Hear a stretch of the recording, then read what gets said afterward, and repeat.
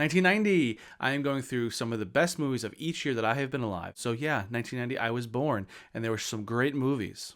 Will's doing it. I know this won't be every single movie that came out in 1990, but these are some of the standouts for me that I've seen. So if I forgot any, please leave them down below. Starting off strong in 1990 had Goodfellas, one of Martin Scorsese's absolute classics. You have Ray Liotta, Robert De Niro, Joe Pesci, everyone just at the top of their game.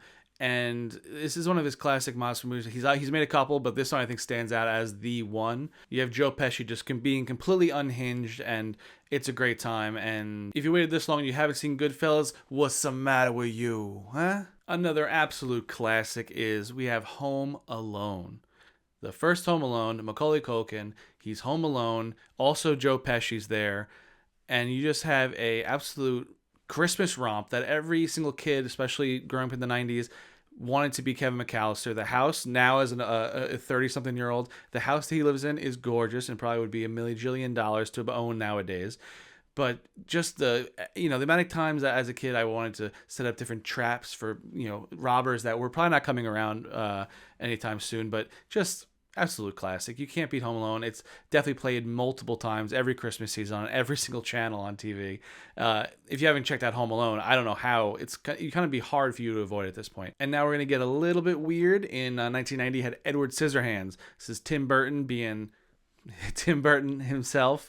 We have, Johnny Depp being very pale, which he likes to do a lot. Very pale, very moody, very kind of like, quiet but sensitive, but he just wants to be a real boy, but he has big scissor hands. The neighborhood he lives in is very weird and picturesque, and up in a hill you have his weird mansion. Tim Burton really loves to do like a very stylized kind of movie, and I think Edward Scissorhands really is the most stylized you can kind of get in his worlds. He has this character, but then everyone kind of loves him because he's different, because everyone in this world is very much the same, so he stands out a lot. Kind of Frankenstein story. Winona Ryder's there, he falls in love. He has these knives that are dangerous, but he's gentle. He wants to hug you, but oh no, he cuts you. Snip, snip. Edward Scissorhands. Check it out. Coming up next, we got a weird one, but a great one. We got Total Recall.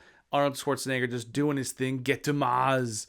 He's a double agent, triple agent. He, doesn't know his memories. He knows his memories. It's a fun time. There's Martians. You go to Mars. It's just such a fun movie. Paul Verhoeven has such a campy, fun, futuristic style that I just absolutely love, especially in some of his other movies like Starship Troopers, one of my favorites.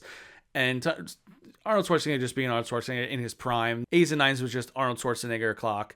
Just classic all the way through. If you haven't seen Total Recall, there's twists, there's turns. Get to Mars. It's awesome. Let's keep it in the Arnold Schwarzenegger kind of world here. We got Kindergarten Cop. Now, this one is very different from Total Recall. It's much even sillier.